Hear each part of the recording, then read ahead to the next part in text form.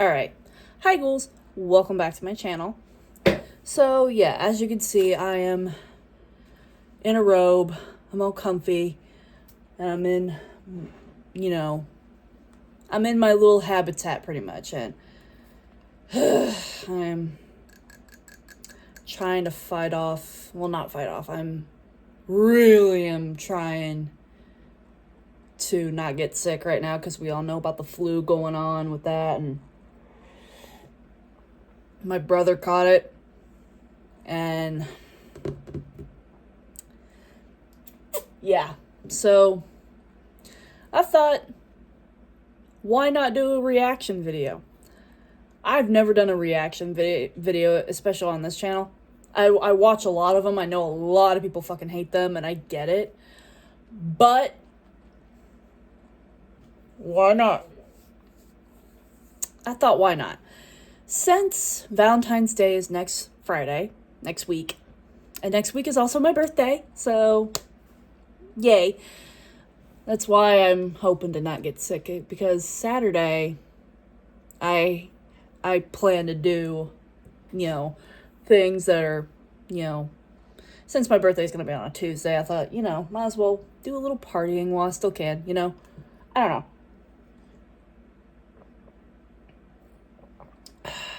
If you want, oh yeah, I'm drinking tea.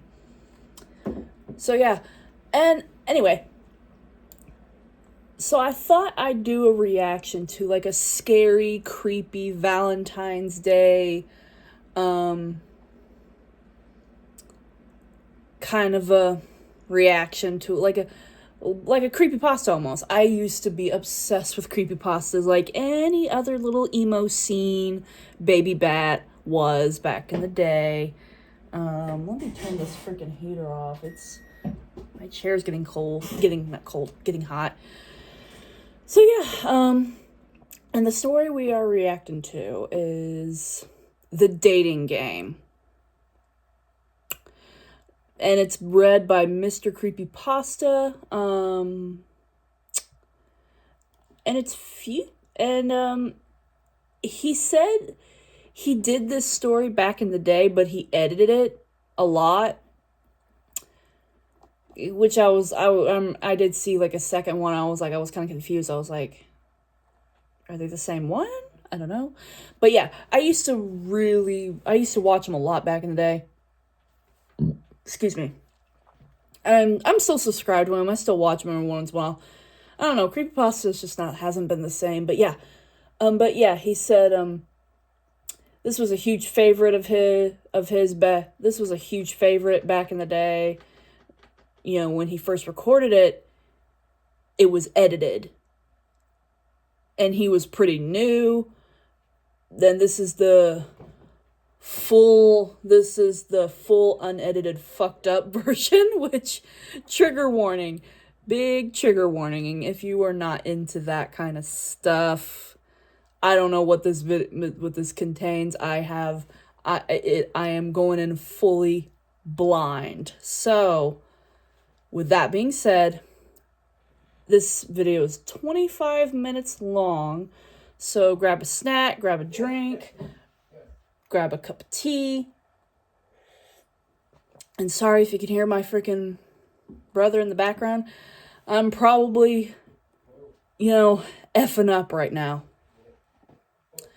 Alright. So I don't know how to edit certain like reaction videos. Like, sometimes like when reaction videos, they'd be watching it and they'd show what they're watching or whatever, that type of thing. I don't know how to edit those, so I'm using my broken headphones. I mean, they work, but yeah, so that way you can hear what I'm hearing or what I'm watching. So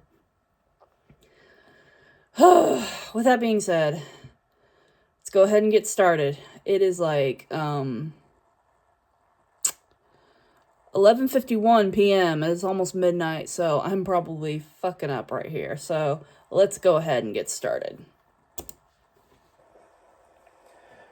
I've been single for a while, and I was sick and tired of it. Being 32 and single is no laughing matter.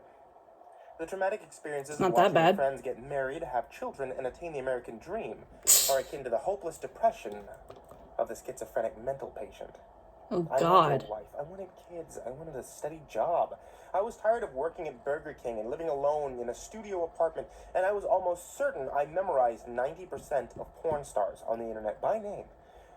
Disgusted by the company in my left hand, I decided to go out to one of those speed dating events. Like, I have nothing against corn. I probably need to edit this. I don't know how I'm going to edit this out, but yeah, because YouTube's very picky about, but yeah. Anyway. I picked out my best garb and walked out the door. Keep in mind, I worked at Burger King, so the best clothes I could afford were some mediocre dress shirts and tattered khaki pants I bought at Walmart during a clearance event. I walked into the event trying to display the shred of confidence I had left. I was instantly discouraged when I saw all the other competing males and their Armani suits, high-class whiskey in hand, and auras reeking of nothing but pure self-esteem and conceit. The ladies there were dressed in fine dresses, some of them quite low-cut, and smelled like a flower garden, designed by Martha Stewart herself. Now, there were some serious lookers in there, and I swear my pants shrunk a couple of sizes at the sight of some of TMI. the dresses. The speed dating started. The first girl I sat down with was quite young, a 22-year-old mother of 3. She had made a lot of mistakes in her life and seemed far more than I could handle. Right off the bat, she told me about how she was 4 days sober from the methamphetamine and was looking to settle down with a nice man who didn't look... Why would you be on the dating show if you were... You know what? I'm not even going to say nothing. I'm not even going to say... Like, you're 4 days sober from that, and... What do I know? What do I know? I don't know. Then again, people can do whatever they want. I'm just saying, it's just like, I don't know. If I was like on that kind of thing, I would want to work on myself and my sobriety first before I go anywhere into a dating game. I don't know. Work on yourself a little bit. But then again, I'm not her, so whatever. Like a walrus? I spent the next 4 minutes making general small talk, quite literally fearing for my life. Once that buzzer sounded, I rocketed out of my chair with the speed of a gazelle. The young woman seemed offended, but honestly, what did she expect? The next woman was way too old for me. I had thought that these events... Didn't mean you had to shoo her off, like, yeah, you may have been a little freaked out, but it's like, don't show her I don't know. Were age-regulated and had different meanings for people in different stages of life. I'm no pervert, but the whole idea of taking her shirt off and seeing 2 runny eggs nailed to the wall... You say you're no pervert, but then you were watching Korn and you were memorizing corn stars' names. And you're 31, or you're 32. You're in your 30s, dude. Did not appease me. My decision was finalized as soon as she brought up her grandkids. I can hardly handle 1 generation of young ones, much less 2. I actually asked if she needed help getting out of the chair after the buzzer sounded. Again, another dark look. This video is also pretty old, too. This was uploaded on February 13th, the day before Valentine's Day, 2016. Good times. I was batting 0 for 2, but such pitches were ones I would gladly let the catcher have. The next woman seemed much more appealing. She was 27 and studying to be a nurse at a local hospital. She loved kids, but had none of her own, which was a relief to me. She seemed well kept and stable. Wasn't a bad looker either. No lie, my eyes did wander a bit south a couple times during the meeting. She either didn't notice or didn't care, as she never pointed it out. I asked her if she'd like my number as the session ended, and she consented. I flipped open my phone and entered her number as she read it out. Smiling at her and thanking her for her listening ear, no wonder I've been single for so long, I got up to the next table. While doing so, I closed my phone by accident and realized I never saved her number, so it was lost forever. For the love of... Over 3. Damn. The next table was empty. What a joke. If I wanted to sit and stare at the wall, I would have stayed home. Nothing really to say here. Moving on. This is where the story begins getting dark. Now, the woman I met at the next table was the most interesting of all, but not in a bad way.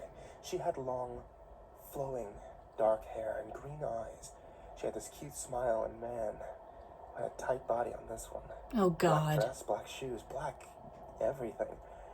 For someone dressed in such a gothic manner, she had such a bubbly personality. Everything I said made her giggle, and I felt like a king. Oh, God. And she was 27 and currently unemployed. She was married to a husband before, but he had left her after the 2 children died of leukemia. She told me that sucks. That the cancer was entwined with her lineage, dating back as far as the 18th century. Therefore, in numerous fits of emotional rage, her ex-husband blamed her for giving the children cancer and left. Too pained by the loss of her entire family, she moved to the city a few weeks ago and was living on unemployment, unable to continue working at her day job due to the crippling depression and panic she suffered as a result of her abandonment. Despite the torment in her life, she never seemed depressed about it. Either she was incredibly optimistic about life, or she was one of the best actors I'd ever seen. Either way, I was willing to take a shot. I asked her if she liked my number.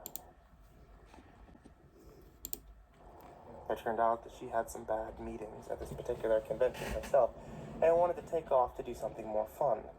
She tossed me an invite, and seeing as I was a lonely 32-year-old man, she didn't have to ask twice.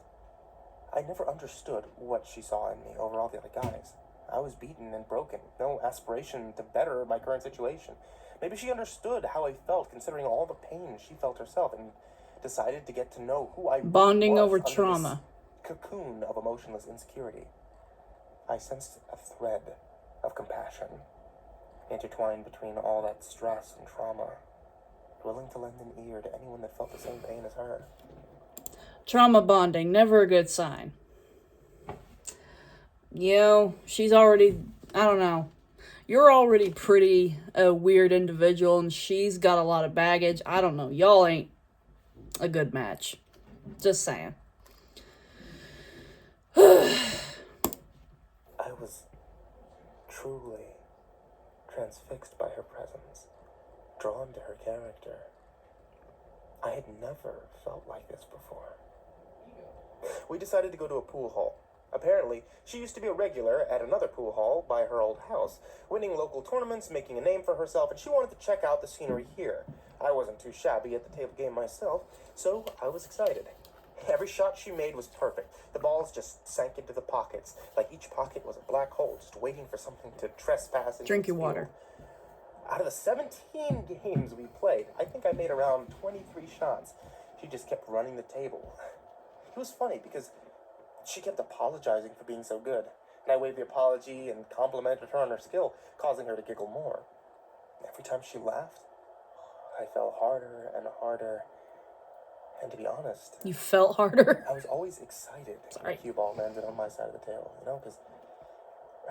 because she bent over to take her shot, as many pros do. And we left after that. She said she had to get home as she had some errands to run, being new in the neighborhood and all. I agreed, since I had a Facebook application that I had to update. Obviously, I didn't give her the reason. Jesus, what the hell's wrong with me? Passing up on an amazing girl from Facebook. So we exchanged numbers and parted ways. I couldn't believe it. I had actually scored a beautiful woman. Hell yeah. Weeks and months passed. We continued to talk and eventually began regularly dating. The relationship moved pretty quickly, and it seemed we were truly matched for each other. After about 7 months of dating, I asked her to marry me. I popped the question on the 17th, as that's how many games we played on our first date. You marry me. The relationship moved pretty quickly, and it seemed we were truly matched for each other. After about 7 months of dating, 7 months. I thought you said 7 days. I was like, 7 days of dating? That's a little... Yeah, 7 months. Sorry. I need to pay attention. I asked her to marry me. I popped the question on the 17th, as that's how many games we played on our first date. She found that so romantic and flew into my arms, screaming yes to the skies.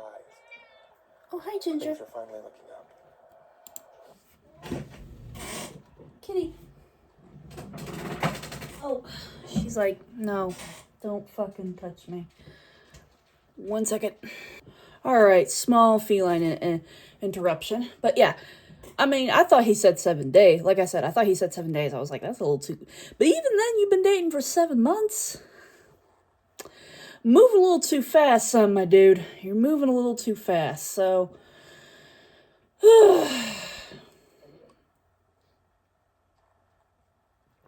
I know you want to get married and you're desperate, but at least wait. A year or two. If it seems to be going strong, then... Oh, gosh, she's back. Then, yeah, but... You've only been dating for 7 months. You're moving way too strong. All right, I'm gonna quit yapping. I moved out of my shitbox apartment into her home. I always admired the cozy feel of her 2-bedroom ranch house. Something perfect to start a family in. As I was moving my final things in, I noticed how much of a mess I was making with my boxes and stuff and all. I apologized. I motioned to the basement to finish moving my things, and her face instantly darted to mine. In a hurried and almost frantic voice, she assured me that she'd take care of the rest of my things, and then I should relax. It was a bit odd, sure, but she had been through, well, so much excruciating sadness throughout her life. She's hiding something. That her having a psychiatric illness was something I expected. I complied to her request. The next few months were great. We never got tired of each other, and on our wedding day, the kiss we shared on that altar was so special that I firmly believe angels surrounded us and serenaded us with harps and trumpets as our lips connected and sparked so brightly that the entire room was illuminated. Now I'll leave out the details of the honeymoon, as this isn't a pornographic piece. She was always leery of me approaching the unforbidding basement. Sometimes to the point of arguing with me about it, but aside from that, I didn't see any fault in her. Until everything I knew about life shattered. Oh boy. One day, she told me she was going to the grocery store. I noted that I wanted some ground beef in order to make hamburgers for dinner. She smiled at me with that cute, adorable smile I've grown to know and love, and then headed out. After climbing Burger King's corporate ladder, I had finally attained the position of regional financial manager for the entire state. I was working on some budget information, assessing the costs of all the franchises across the state. It was a long and arduous process, but I was getting just above 6 figures for it, so I wasn't complaining. And after each report was fully completed and evaluated, I moved the files to a USB drive so I could upload them to a computer for a corporate meeting the next day. To my horror, with only 3 reports left to finish, the computer crashed. If I didn't finish the reports, I would surely lose my job.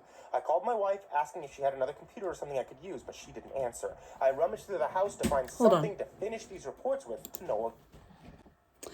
All right, sorry about that. Another cat interruption. Desperate times call for desperate measures, so I took the daring risk of approaching the basement. Oh, fuck. The handle was unusually cold, and the door was locked. Frustrated and defeated, I slumped to the Tea went down the wrong pipe. But yeah, I don't fuck with basements. No, fuck no. She's hiding something. couch in a depression. That is, until I realized there was a specific flower pot that my wife always guarded with her life. On a hunch, I went to it and found the key at the bottom of the pot, under the dirt. As soon as I opened the door, a rancid and tangible odor attacked me like a falling wall from a decrepit building.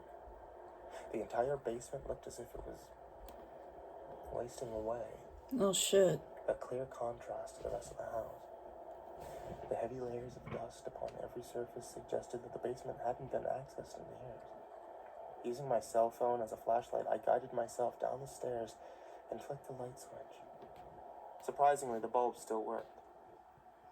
The walls looked molded. Oh, God. The wood was breaking down, the stench was putrid, and the entire place was in disarray. I encountered a strong sense of dysphoria after setting foot in the room, so I quickly searched for some old computer with the intent of running upstairs as quickly as possible. To my luck and astonishment, there was an old laptop and charger in the corner, hidden under some boxes and books. Oddly enough, one of the boxes was one which she brought down after I had first moved in. I hadn't seen some of the stuff in such a long time. Ignoring the nostalgia, I seized the computer and charger and raced up to the master bedroom. After giving the laptop a few minutes of power, I booted it up. It ran on Windows XP and was quite the technological dinosaur compared to the modern equipment. But it had Microsoft Office, so it was acceptable. As soon as Windows finished booting up, a system message appeared on the screen notifying me that new sources had been added to the tagged video cache, and if I'd like to check it. I had never seen a system message like this before. I knew that snooping is generally taboo, but curiosity overcame me. I was taken to a hidden file that required a password to access it.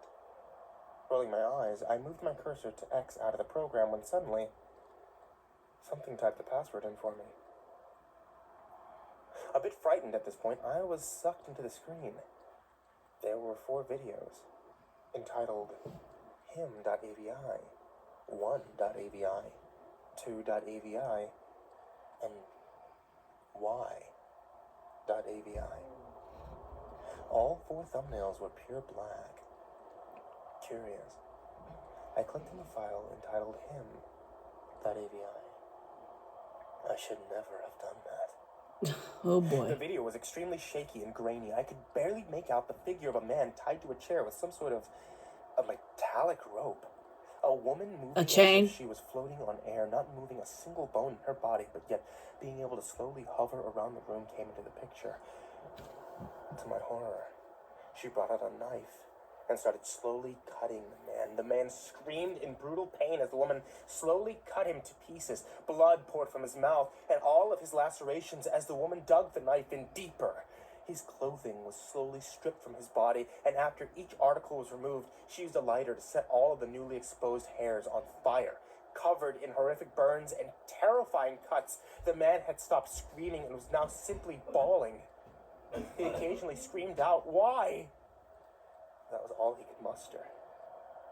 Each time he did, the woman stabbed him again. She began laughing as the man vomited blood and entrails. She picked up the small, solid pieces of the vomit with the knife and slowly licked the blade clean, giggling like a schoolgirl. Damn.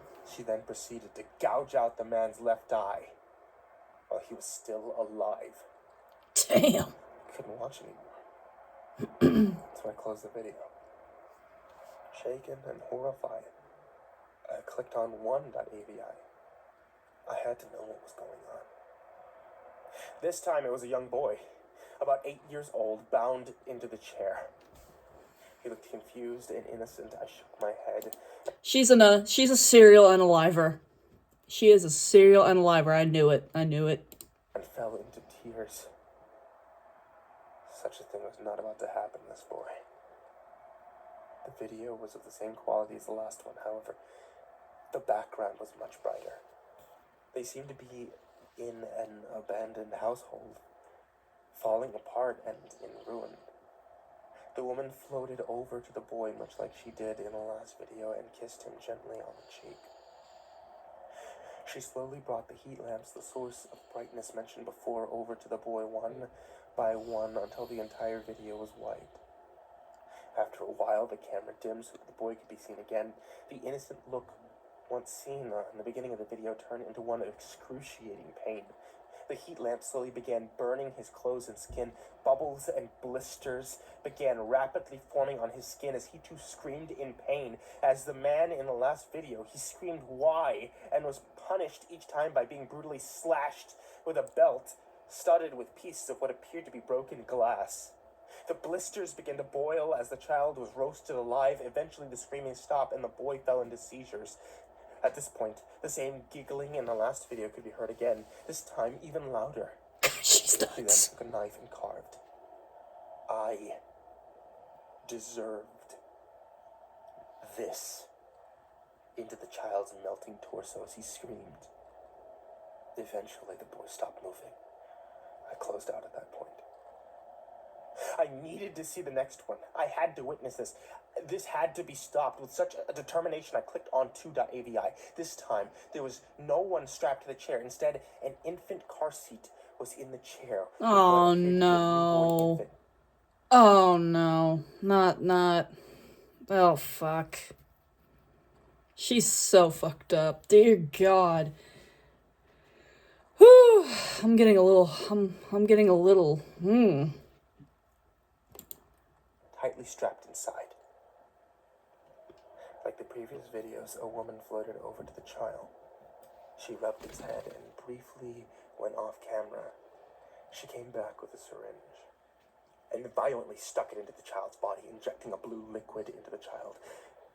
Unique to the collection, the video began fast-forwarding. At first, the infant seemed normal, happy, smiling, and carefree. After the fast-forwarding progressed, the child grew more and more uncomfortable. It started coughing and wheezing. It began puking up white liquid and began crying, almost if it too were saying why. A dark bottle was briefly placed in front of the camera, and the words "tasty juice" were written upon it. The bottle was turned over to reveal its content. A blue liquid that sizzled when it reached the ground. Blood-curdling screams erupted from the baby as it fell into more and more of an unstable condition as the shrieking child grew closer to death. The same giggling in the previous videos presented itself, but this time it was much louder than before. Determined to make it end, I fixated my eyes upon the screen. Despite how much they were tugging me to look away, the woman was screaming in laughter, louder than the baby was at this point. She floated over to the child again, unstrapped it, grabbed it by its legs, and to my utter shock, swung it head first as hard as she could at the wall. The video went black. Shaking, I forced myself to click on y.avi. Before the video played, I noticed that this file was modified. Within the last hour, almost blinded by fear, I swallowed my apprehension and opened my eyes. This time, there was just the woman. No other person was present. She was facing away from the camera and was speaking in a demonic tone. I couldn't recall exactly, but here's what she said. Hello. Oh God. Clearly by now, you know that I'm not the person you thought I was. I'm a sick and twisted woman. I love this. It makes me so happy to see somebody die, especially at my hand. I know you're watching this, and I know you're terrified. The ghosts of those I've killed are swarming around you right now, telling you to pull away from the screen to save yourself. Yet, you still sit there and watch, waiting for some happy ending or reasonable explanation as to the events you have just witnessed. There are no special effects here. What you saw was real. I love watching this footage, even so much as to pleasure myself to it. But I had to hide it. You couldn't know. Your lonely piece of shit brain would tell you to turn me in. You were so desperate for love, you fell in love with a serial killer. I knew it. The woman turned around instantly, and I recognized the face of my wife. I couldn't even feel emotion at this point. I didn't know what to think. My memory had fallen into pieces. I didn't know where I was, or who I had been, or what I was about to go through. Everything in my life died as I saw the once happy and bubbly eyes that I once saw in my wife become vapid and emotionless. A smile crept across her face, one that made me quiver in fear upon the sight of it. This wasn't possession. This wasn't mental illness. This was just evil. So evil. Yeah, you think? It's quite a shame. I really loved you. We had this passion. Oh, you remember the giggle? I made you fall in love with me. I tricked you. I lied to you. And want to know the best part? I know you would find out. I couldn't keep a secret forever. Eventually, you'd find the key to the basement. Eventually, the stench would become too strong. Eventually, the decaying foundation would begin to topple the house. And eventually, you'd finally realize that my children never had leukemia. And my husband never left. I killed them. And they're closer than you think. Why do you think the basement smells so bad? You'd be surprised how easy it is to cement human remains into the floor. You stepped on my dead children and husband. Feel proud of yourself? I know you're watching this. I just made this video. I know what you've done. I began shaking my head, fearing what I knew I was about to hear. A cold sweat crept upon me as I suddenly felt two eyes bore into the back of my head. I was paralyzed. Those noises you're hearing aren't the pipes. Turn around. I slowly turned and froze as I met the psychotic eyes of my wife. She began to giggle.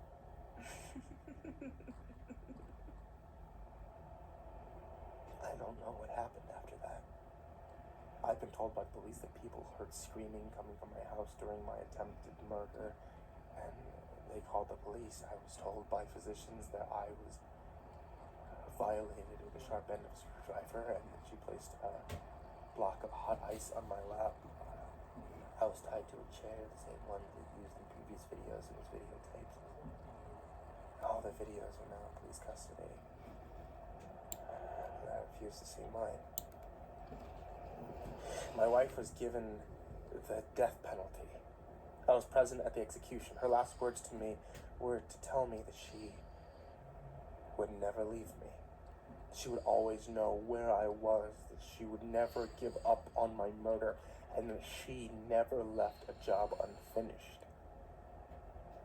She was sure to tell me that I would see her again, that she'd send another minion to finish the job. She finished by telling me that I would never be safe. Ever. She survived the first 3 attempts at lethal injection. God. But died on the 4th. She was smiling, and she giggled like a little schoolgirl right before the end. I've been through extensive therapy, and years later, I've been able to overcome the horrific trauma I saw and experienced. I still make 6 figures a year. I've made a good network of friends. My life's been incredible. I feel accomplished and successful, something I have never felt before. I'm now confident. I'm so confident, in fact. I'm finally going on a date tonight with a girl. Oh, God. She's cute, too. This long, dark, flowing hair, and vibrant green eyes. It's her in ghost form. Or it's... Oh, hell no. Hell no.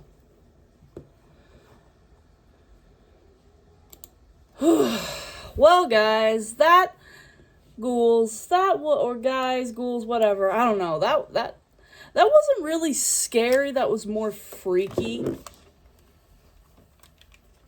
But yeah, that ending, I'm like, well, she said that there was gonna be another one. She'll send another minion or whatever. I think that might be another minion. So yeah, I don't know. The story wasn't too bad. The story was definitely creepy. Wasn't really scary. It was more creepy. The only thing I didn't like was the fucking protagonist, just because the protagonist kind of gave off a lot of incel energy, in my opinion, my personal humble opinion. But yeah, let me know if you like these type of videos. I know not a lot of people like them, but yeah, But I've always wanted to do something like this, but like I said, I know a lot of people don't like reaction videos because a lot of people don't like them. I get it. But yeah, this probably won't be this won't be all my channel is about, obviously, but yeah, let me know if you like it or not, like this or not, if you want more of these, excuse me. Like, comment, subscribe. You don't have to, but it's there if you want to. And also, please go show Mr. Creepypasta some love. Also, I'll link his channel down below. And I'll link the full story down below if you want to hear for yourself. I don't know. But also, like I said, there's also another story. Not another story, but, you know, he did this story before, but that was like a long time ago when he was like brand new. Let me know if you want me to react to that or not. And yeah, like I said, like, comment, subscribe. You don't have to, but it's there if you want to. And I'll see you on the next one. Bye, guys. Bye, ghouls. I don't know.